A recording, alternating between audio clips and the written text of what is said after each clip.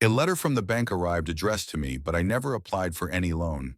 A letter from Franklin Trust Bank lay inconspicuously among my usual stack of circulars and utility bills. I picked it up with little interest, assuming it to be another promotional ad for high-interest CDs or retirement packages I had long stopped caring about. But my name was printed neatly on the envelope, not as current resident, not as junk Richard Hale, clear and deliberate. I slit the envelope open on the kitchen counter while the kettle boiled behind me. What I read made the room still despite the faint whistle of steam from the stovetop. Thank you for choosing Franklin Trust Bank. We are pleased to have finalized your loan of $200,000 on May 2nd. I read it again, then a third time. The words didn't shift. The paper wasn't playing tricks. My eyes followed down to a contact line. A Mr. Carter Whitman credit officer was available for any inquiries. I hadn't applied for any loan, let alone something of this magnitude. I set the paper down and reached for the phone. The line rang 4 times before a calm, rehearsed voice answered. Franklin Trust Bank. This is Carter. This is Richard Hale. I just received a confirmation letter about a loan I never took out. A pause then. One moment, sir. What followed was an indifferent, sterile exchange. Carter confirmed the loan had been processed with all documents, properly submitted, verified, and signed electronically. That's not possible, I said flatly. I don't recall authorizing any such transaction. According to our system, you did, Mr. Hale. We have the digital signatures and security verification on file.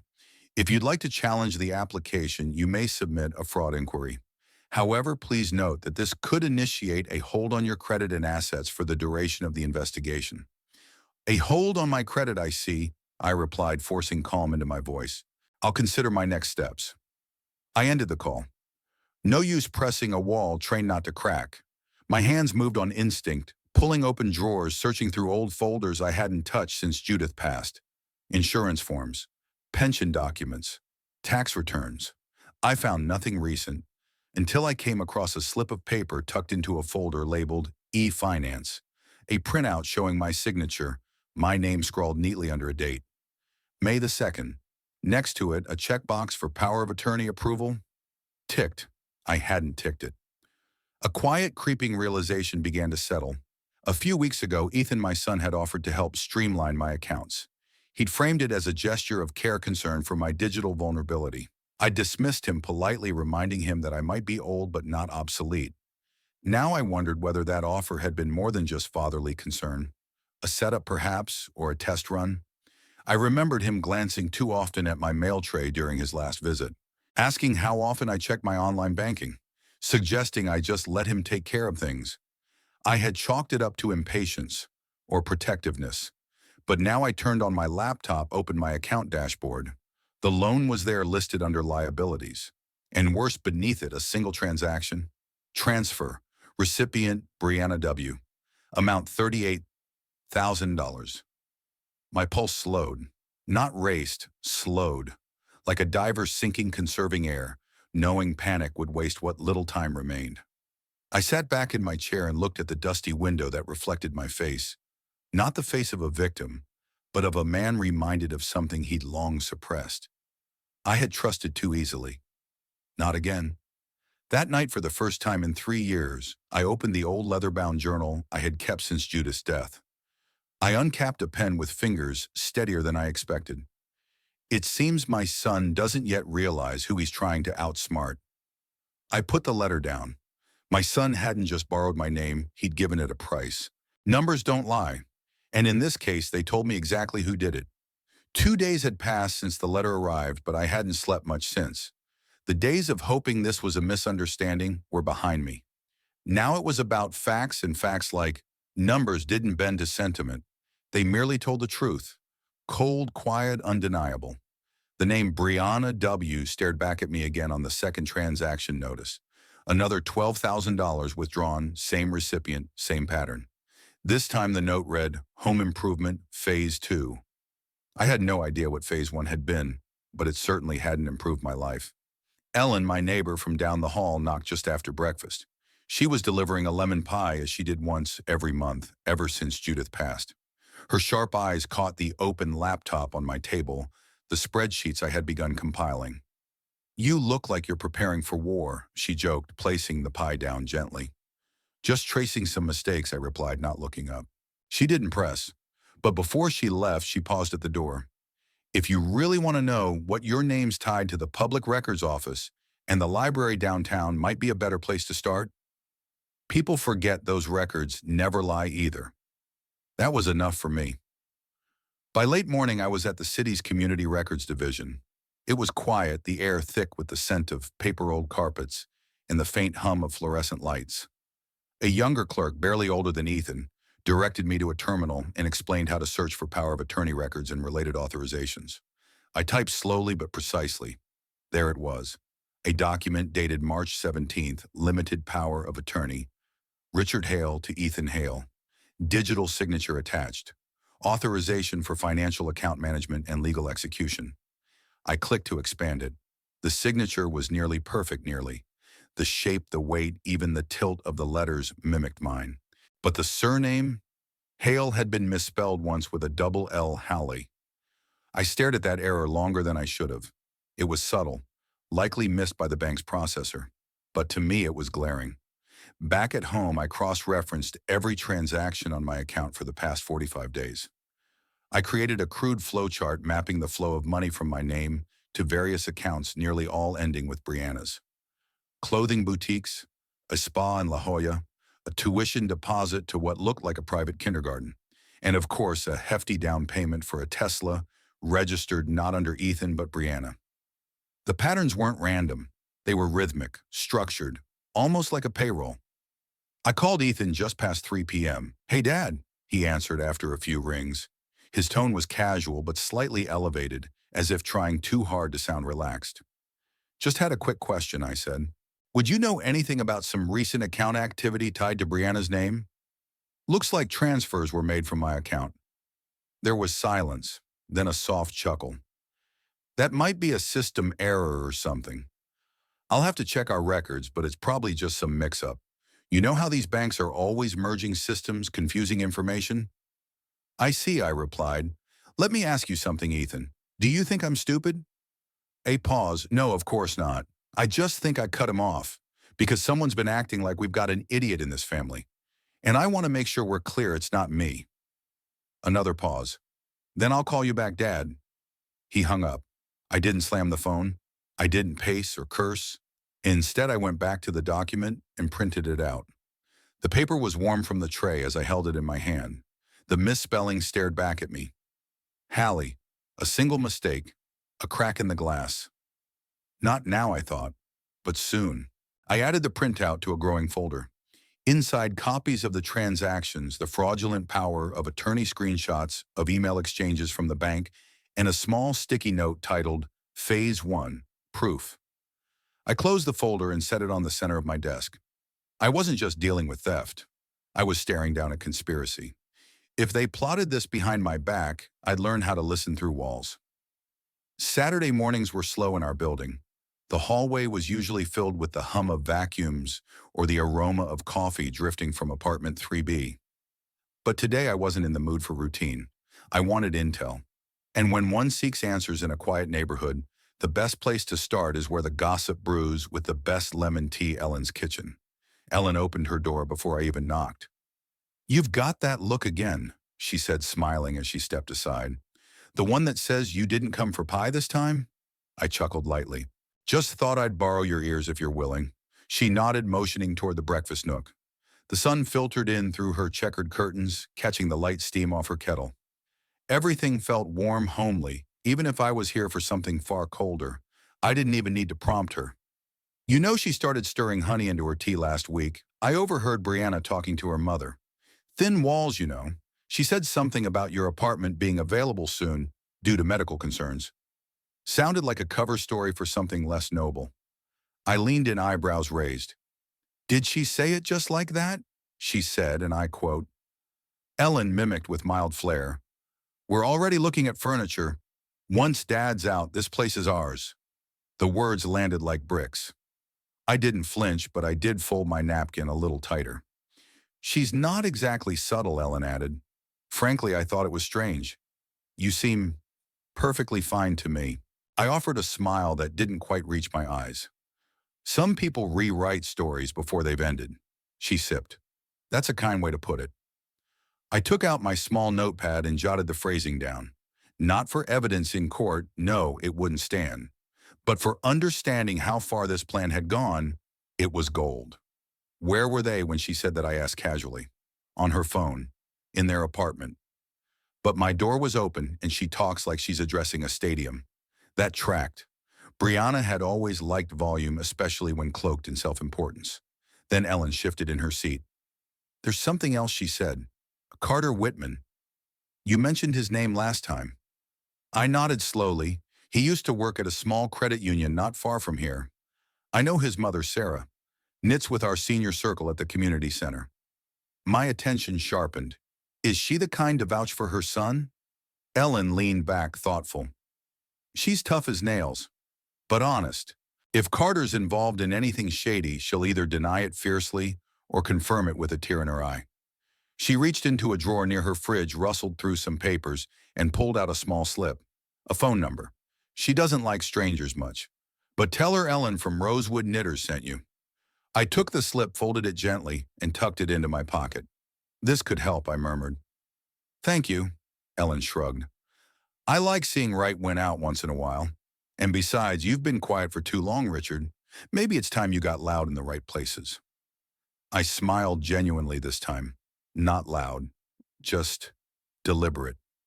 We sat in silence a moment longer. The kettle clicked off. A bird fluttered outside the window. For the first time in days, I felt a shift, not just in facts, but in force. I stood to leave. As I reached the door, Ellen added half in jest. You know, sometimes allies come disguised as nosy neighbors. You can't fake integrity.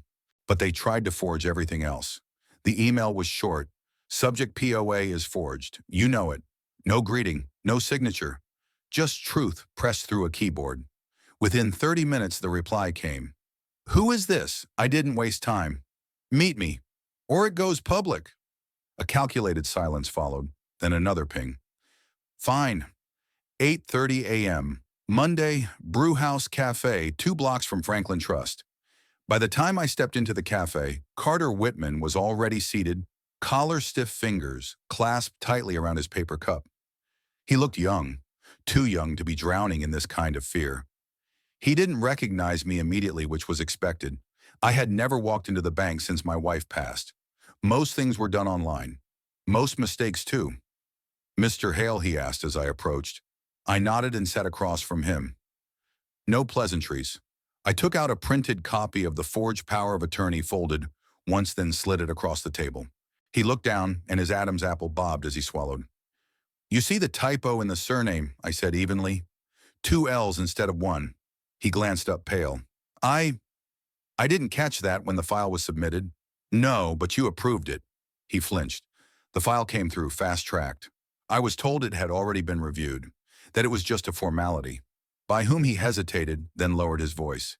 Ethan Jacobs. He said you authorized everything by email, of course. Did he show any ID talk to you directly? No.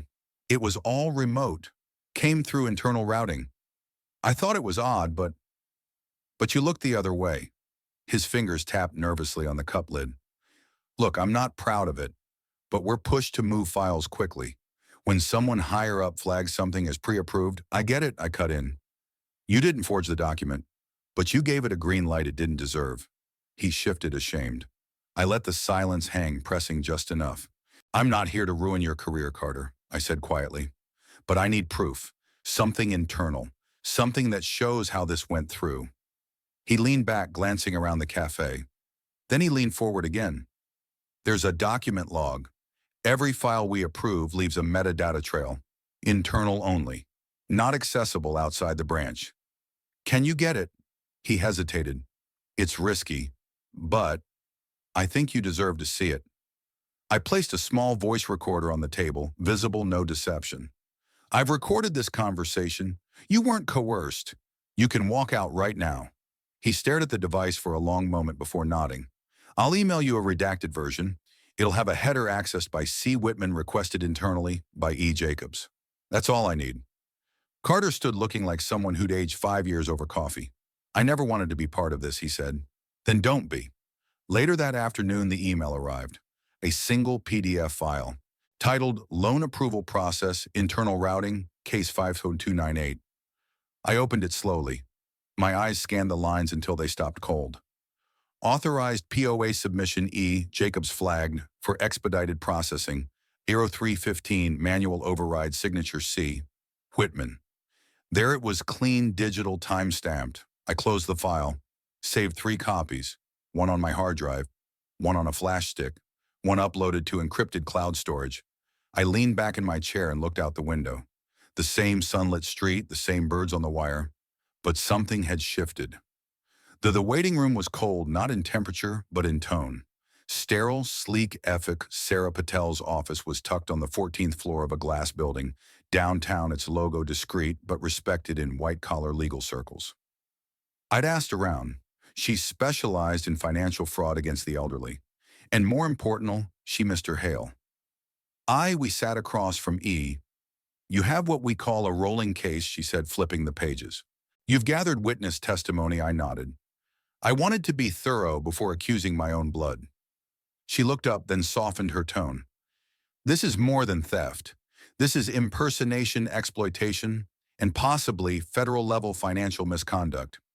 If we submit a civil injunction, yes, she replied. The loan, the fraudulent power of attorney, even the real estate linked to that mortgage, it can all be flagged. We can buy time. I leaned back. The gears were turning faster now. Sarah continued. You'll need to grant me full authority to act as your representative on this case.